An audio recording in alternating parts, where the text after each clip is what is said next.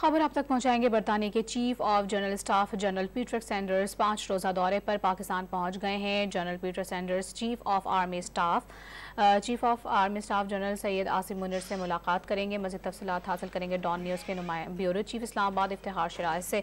इफ्तिखार शिराज से आप बताइएगा, इनकी अहम मुलाकात होनी है, इस हवाले से क्या तफसीलात हैं आपके पास? जी बिल्कुल, बरतानिया के chief of staff general sir Peter Sanders आज से बाकायदा 5 रोज़ा दौरा शुरू कर रहे हैं पाकिस्तान का, और इस दौरान उनकी मुलाकातें army chief general Syed Asim Munir से और दीगर दिफाई हुकाम से भी होंगी, और जिसमें दिफाई अमूर के अलावा दीगर मामलात के ऊपर भी गुफ्तगू होगी। और साथ में general sir Peter Sanders Pakistan में आने वाले तबाहकुन सैलाब के करीब 1 बरस जो मुकम्मल हुआ है, इस हवाले से जो तबाही हुई है उस हवाले से उनको एक जो ब्रीफिंग दी जाएगी, जो अदद शुमार इस वक्त हमारे सामने है।